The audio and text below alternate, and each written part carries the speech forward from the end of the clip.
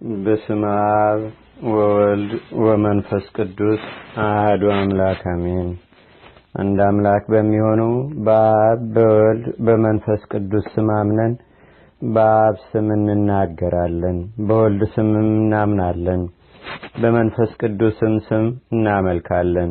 በስመ አብ አብሎግሶን ማለት ለመናገር መብት ይሰጠኝ ማለት ነውና የእግዚአብሔር አብ ባለሟሎች ቸሮች አማላጆች የምትሆኑ እግዚአብሔር የልቦናችንን አይኖች ብርሃን ያደርግልን ዘንድ አሳስቡልን።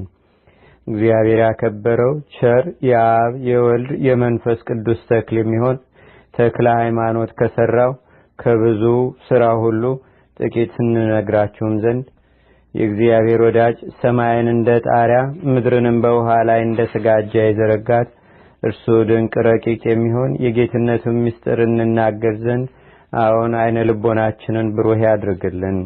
መጉደል ከሌለበት ከጌትነቱ ባህር ቀርተንም እንረካ ዘንድ ማለትም ፈጽመንም እንናገር ዘንድ በበጎ ስራ የሚጋደል የክቡር አባታችን የተክለ ሃይማኖትን ነገር እንናገርም ዘንድ ብሩህ በሚሆን በጌትነቱ ዕውቀትም ልቦናችንን ብሩህ ያደርግልን ዘንድ በዕለተ ዓርብ ከሚነበበው ከገድሉ መጽሐፍ በጥቂቱ ይዘን ቀርበናል። የአባታችን የአቡነ ተክለ ሃይማኖት ረድኤትና በረከቱ በአገራችን በኢትዮጵያ በሕዝበ ክርስቲያኑ ሁሉ ላይ ለዘላለሙ አድሮ ይኑር አሜን። አባታችንም ተክለ ሃይማኖት በአባ በጸሎተ ሚካኤል ገዳም 10 ዓመት ከተቀመጠ በኋላ ተነስቶ ሄደ። አበምኔቱም ሊሸኘው ተነሳ፣ ልጆቹም ሁሉ ተከተሉት። አበምኔቱም ኃጢአቴና በደሌ የእግዚአብሔርን ሰው አባሮታልና ወዮልኝ፣ ልጆችና ሽማግሎች ሁላችሁ በአማራ አገር ሁሉ ያላችሁ የበሽተኞቻችሁ ባለመድኃኒት የደካሞቻችሁ ኃይላቸው ብርታት ትቷችሁ ሄዷልና አልቅሱ ዋይም በሉ አለ። ይህን የመሰለውንም ሁሉ በማለት የሚያቃጥልን እንባን ከዓይኖቹ እያፈሰሰ አንገቱን አቅፎ ጮኸ። መነኮሳቱም ከእርሱ ጋር አለቀሱ። ብፁዕ ተክለ ሃይማኖትም እናንተ የእግዚአብሔር አገልጋዮች ፈጣሪ ወደ ወደደው ሥራ ጠራኝ እንጂ እኔ በፈቃዴ የሚሄድ ይመስላችኋልን? እግዚአብሔር ከእናንተ ጋር ይሁን፣ እኔንም ሁላችሁ ባርኩኝ አላቸው። እግዚአብሔር በረከቱን ያሳድርብህ፣ ጎዳናህንም ያቅናልህ። ብፁዕ አባታችን ሆይ ነገር ግን የምንድንበትን ነገር ምከረን አሉት። ለክቡራን አባቶች የምትድኑበትን ነገር የምመክር ኃጢአተኛ ጎስቋላ እኔ ምንድነኝ አለ። ነገር ግን ትዕግስትን፣ ትህትናን፣ እግዚአብሔር መፍራትን ገንዘብ አድርጉ። እኒህ ሶስቱ ነገሮች ሰውን ወደ ዘላለም ሕይወት ያደርሱታልና የጎተቱ ወደ ደይን ጥልቀት የሚያወርዱ ሶስቱ የጥፋት ገመዶች እርሳቸውም ቅናት፣ ትዕቢትና ትምክህት እንዳያጠምዷቸውም ደግሞ ተጠበቁ ብዬ ነግራቸዋለሁ አላቸው። ይህንንም የመሰለውን ነገር ከመጽሐፍት ምስክር አምጥቶ የሚድኑበትን ነገር መከራቸው። አንዱም አንዱ እንባውን እያፈሰሰ ታላላቆቹም ታናናሾቹም በፍቅር ሸኙት። ብፁዕ አባታችንም በእርሱ ላይ የፍቅራቸውን መቃጠል ባየ ጊዜም ከእነርሱ ጋር አለቀሰ። በመንፈሳዊ ሰላምታ እጅ ነሳቸውና ሄደ። እነርሱም ወደ አገራቸው ተመለሱ። ቅዱስ ሚካኤልም እየመራው ሲሄድ አምደ ብርሃን በፊቱ ይሄድ ነበር። የጻድቃንም መንገዳቸው ብርሃን ነው፣ እንደሚያበራ ብርሃን ይሄዳል፣ ዕለቱም እስከሚቀናበት ጊዜ ድረስ ይበራል የሚል ተጽፏልና ወደ ታዘዘበትም ቦታ እስከደረሰ ድረስ በዚያ አኳኋን ሄደ። ከባህሩም ወደብ በደረሰ ጊዜ የሚሻገርበት መርከብ አልመኝም ነበርና ብዙ ጊዜ አመለከተ። የመላእክት አለቃም ቅዱስ ሚካኤል ባህሩን እየረገጠ ተገልጦ በመታየት ተከተለኝ አለው። ብፁዕ አባታችንም ወደ ውሃው ገብቶ ተከተለው። ሁለቱም በባህሩ መካከል አለፉ። ተሻግረውም አብረው ወደ ቤተ ክርስቲያን ገቡ። መልአኩም ከዚያ ተወውና ወደ አበምኔቱ ገባ። እሱም ኢየሱስ ሞዓ ነበር። እነሆ የእግዚአብሔር ሰው በቤተ ክርስቲያኑ ደጅ ቆሟልና ወደ አንተ አስገባው አለው።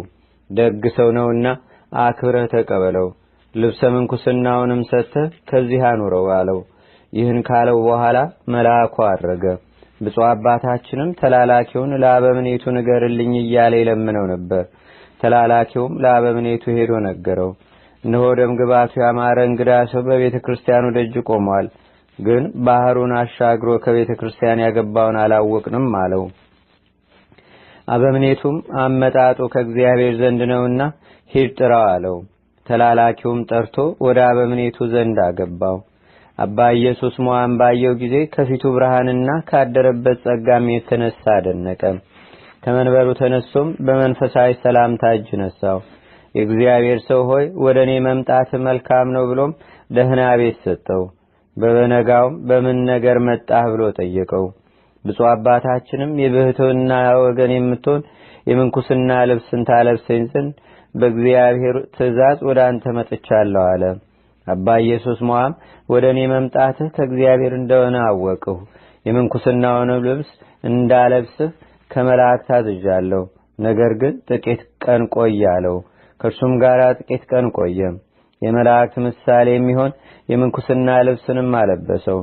በትጋትና በድካም ከዚያም ኖረ። አክፍሎቱንም በየሳምንቱ ያከፍል ነበር። ከእሁድ ከቀዳሜ በቀር ምን አይቀምስም። እሁድና ቅዳሜ ግን የአጃ ቂጣ ወይም የዱር ቅጠል ሳይመርጥ ይመገብ ነበር። የዳዊትንም መዝሙር በሌሊትና በመዓል ተግቶ ይደግምና ይጸልይ ነበር። 4000 ይሰግድ ነበር። ወዙም እንደ ውሃ ፈሶ የቆመበትን ምድር እስኪያርሰው ምድሩም እንደ ጉድጓድ እስኪጎደጉድ ድረስ 7000 የሚሰግድበት ጊዜ አለ። እንዲሁም ዕለት ድካምንና ትጋትን እየጨመረ ብዙ ዘመን ኖረ። ሊያገለግለኝ የሚወድ ሰውነቱን ይጥላ፣ ጨክኖም የሞትኩባትን መስቀል ተሸክሞ ይከተለኝ። ነፍሱንም ሊያድናት የሚወድ ይጣላት፣ ነፍሱንም የጣላትንም ነፍሱን ስለኔ ያገኛታል። እኔንም የሚከተለኝ ቢኖር እኔ ካለሁበት ከዚያ ይኖራል። እርፍ ይዞ የኋሊት የሚያርስ የለም። መንግሥተ ሰማያት የተዘጋጀች ናት። መንግሥተ ሰማያትም የተዘጋጀች ናት ያለውን ስሙ ይክበርና ጌታችን የተናገረውን ቃል ለነፍሱ ያሳስባት ነበር። ይህንን ሥራ በመከተል ሰውነቱን ሲያደክማት ከእግዚአብሔር የታዘዘ መልአክ ቅዱስ ሚካኤል የመላእክት አለቃ መጥቶ ድንገት ነጥቆ ወስዶ ከፀሐይ ይልቅ ወደምታበራ ሀገር አደረሰው። ይህችውም እንደ ሰቀላ የተሰራች ናት። ቁመቷም ወርዷም እጅግ ሰፊ ነው። የሀገሩም ሰዎች ሁሉ በውስጧ ቢሰበሰቡ ውስጧን ሊሞሏት አይቻልም። ብዙ ምሰሶዎች አሉባት። በመልክም እርስ በርሳቸው አይመሳሰሉም። ዝንጉርጉር የሚመስል አለ፣ ፍም የሚመስል አለ፣ በረድ የሚመስል አለ፣ የፀሐይ ብርሃንም የሚመስል አለ። የሁሉም ጸዳላቸው ላይን ይንቦገቦጋል፣ አይቶም ለመረዳት ያስቸግራል። በአንዱ ምሰሶ ፊት ለቆመው ሁለተኛው ምሰሶ በውስጡ ይታየዋል። የፊቱ ምሰሶ ውፍረት አይሰውረውም። የምድሩም መልክ እንደ ብርና እንደ ጠራ ዕንቁ፣ ልዝብነቱም እንደ ቅቤ ነው። ጠፈሩም እንደሚገለባበት የፀሐይ ግር ያንጸባርቃል። ብፁዕ አባታችን እንዲህ አለ። ይህ ሰቀላ መጠኑ እንደ ሰፊ አገር ያለ ነው እንጂ እንደ ሰቀላ አይደለም። ሁለተኛውም እንደ እሳት ይነዳል። እንደ እሳት ነው ብዬም ብናገር እርሱን በማየት ሰውነትን የሚያለመልም የሚያድን ነው እንጂ የሚያቃጥል አይደለም። እያደነኩም በቤቱ መካከል ደረሱ። የተዘጋጁትንም ዙፋኖች አየሁ። የመካከለኛውም አንዱ ዙፋን ከሌሎች ይበልጣል። መልኩም እጅግ የተዋበ ነው። በግራና በቀኝ ያሉ ዙፋኖች ከእርሱ ጥቂት ቢያንሱም መልካቸው ግን የሁሉም የተዋበ ነው። እንደ ቀስተ ደመና ያሸበረቁ ናቸው። በዚህም በመካከለኛው ዙፋን ላይ የእሳት ልሳኖች ያሉበት የሚያንጸባርቅ የብርሃን ልብስ ተቀምጦበታል። ቅድመ ዓለም የነበረ ዓለምን አሳልፎ የሚኖር አብን እናመስግነው። ቅድመ ዓለም የነበረ ዓለምን አሳልፎ የሚኖር ወልድን እናመስግነው። ቅድመ ዓለም የነበረ ዓለምን አሳልፎ የሚኖር መንፈስ ቅዱስንም እናመስግነው ይል ነበር። በብርሃኑም ልክ በስተቀኝ 7 አክሊሎች አሉ። የሰባቱም አክሊሎች ህብራቸው አይመሳሰልም። አብሮኝ ያለውን መልአክ ይህን ቤት ከማየት የተነሳ ፍርሃት በልቤ ያደረብኝ አልኩት። የቤቱን ነገር ልነግርህ እኔ ተልኬያለሁ፣ አትፍራም አለኝ። ይህንንም ባለኝ ጊዜ ፍርሃት ከኔ ራቀ። በቃሉም አጸናኝ። ቀድሞ ያልሰማሁት የዚህ ቤት ትልቅነቱ ምን ያህል ነው? በውስጡስ ያለው የተቀመጠውስ ማን ነው አልሁት። አስቀድሞ ያየኸውን አይደለ? እየኋላ የቤቱን ጌታ እነግርሃለሁ አለኝ። በዚያም ዙፋን ፊት ለፊት የተተከለውን የብርሃን አምድ አየው። የብዙ ሰዎች ስም ተጽፎበት ነበርና ጌታዬ እሊህ ምንድናቸው? የአዕማዱስ ቁጥራቸው ምን ያህል ነው? የዙፋኖቹስ ስራቸው ምንድነው አልሁት።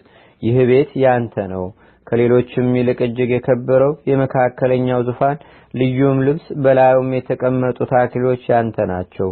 በግራ በቀኝ ያሉ ዙፋኖች ግን ትእዛዝህን በመጠበቅ በወንበርህ ለሚቀመጡ ካንተ በኋላ ለሚነሱ ልጆች ነው አለኝ። በዙፋኖቹ በስተቀኝ ያሉ አዕማድ ቁጥራቸው 45000 በግራም ያሉ የመላእክት ፈጣሪ እንደሰራቸው 45000 ናቸው። የብዙ ሰዎች ስም በአምዱ ተቀርጾ የሚታየው ይህ ዓለም እስኪያልፍ ድረስ ከመንፈስ ቅዱስ ላንተ የሚወለዱ ልጆች ናቸው። ለነዚህም አንተ አባት ትሆናቸዋለህ አለኝ። ይህቺ ታላቅ ጸጋ ክብር ትሰጠኝ ዘንድ እኔ ምንድነኝ አልኩት። እግዚአብሔር ለወደደው ባለሟልነትንና ክብርንም ይሰጣልና ነው አለኝ። ከዚህ በኋላ ወደ ሰማይ አውጥቶ ከመጋረጃ ውስጥ አግብቶ ከሥላሴ ዙፋን ፊት ለፊት አቆመኝና ሰገድኩለት። ከዚያ አስቀድሞ በማላውቀው በሌላ ምስጋና አመሰገንኩት። ተክለ ሃይማኖት ክፍልህ ከ24ቱ ካህናቶች ጋር ይሁን የሚል ቃል ከዙፋኑ ውስጥ ወጣ። የወርቅ ጽና አምጥተውም ሰጡኝና ከነርሱ ጋር አንድነት አጠንኩ። ምስጋናዬ ከምስጋናቸው ጋር ልብሴም እንደ ልብሳቸው ሆነ። ፈጣሪዬንም በሶስትነቱ ተገልጾ አየሁት። እንደወደድከኝ እወድሃለሁ፣ እንዳከበርከኝም አከብርሃለሁ። ስምህንም ልዑል ክቡር አደርጋለሁ። በጸሎትህም የሚታመን ሰው ሁሉ ስላንተ ይድናል። መታሰቢያህን እንደተቻለ ያደረገ እኔ በሰማይና በምድር አገነዋለሁ። በአንተ ክብር እንዲከብር አደርገዋለሁ ብዬ ነግርሃለሁ። ጭንቅ መከራ ያገኘውንም ቢሆን በስምህ ቢጠራኝ እኔ ከጭንቀቱ ሁሉ አድነዋለሁ። በቤተ ክርስቲያንህም ለሚያገለግለው ከሰባቱ ከመላእክቶች አለቆች ጋር መቆምም እኔ እከፍለዋለሁ። የገድልህንም መጽሐፍ ከተነበበበት ስምህም በተጠራበት ቦታ ለዘላለም ይቅርታዬና ቸርነቴ በዛ ይኖራል አለኝ። እኔም አመሰገንኩት፣ ሰገርኩለትም። በስራዬ ሳይሆን በፈቃደ ይህንን ሁሉ ለሰጠኸኝ አቤቱ ለአንተ ምስጋና ይገባሃል አልሁት። ከዚህ በኋላ መልአኩ ወደ ቀደመ ኑሮዬ መለሰኝ አለ። ብፁዕ አባታችን ይህንን አይቶ በሰማይ በሚኖር ፈጣሪው ፍቅር እንደ እሳት ልቡ ነደደ። ዘወትርም የዳዊትን መዝሙር ሌሎችንም የነቢያትና የሐዋርያትን መጻሕፍት ያነብ ነበር እንጂ ሌሊትና ቀን አይተኛም ነበር። የአባታችን የቅዱስ አቡነ ተክለ ሃይማኖት ረድኤትና በረከት በአገራችን በኢትዮጵያ በሕዝበ ክርስቲያኑ ሁሉ ላይ ለዘላለሙ አድሮ ይኑር፣ አሜን። አቤቱ ጌታችንና አምላካችን መድኃኒታችን ኢየሱስ ክርስቶስ ሆይ ከብልጽግናቸው ብዛት የተነሳ ብዙ መባ ካገቡት ይልቅ የዳይቱን አነስተኛ መባ እንደተቀበልክም ለሁል ጊዜ የሚያገለግሉ አእላፍ መላእክትን እያሳሰብን በችግራችን ጊዜ የምናቀርብልህን ምስጋና ተቀበል። ቅዱሳን ነቢያት፣ የወንጌል ሰባኪያን ሐዋርያት፣ ሰማዕታትና ጻድቃን፣ ትጉሃን መላእክትና ፍጹማን ደናግል እንዲሁም ደጋጎች መነኮሳት ሆይ ልጅ አዋቂ ሳይለይ የምንሰበሰብባትን ይህችን የጉባኤ ቦታ አባርኩ።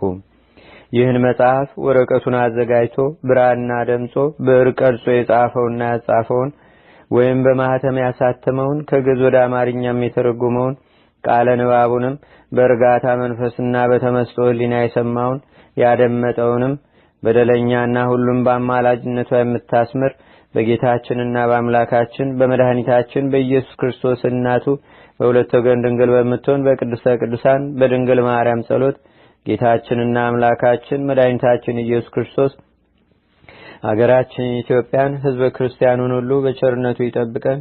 ከአባታችን ከቅዱስ አቡነ ተክለ ሃይማኖትም ረድኤት በረከቱን ያሳትፈን ለዘላለሙ አሜን። አቡነ ዘበሰማያት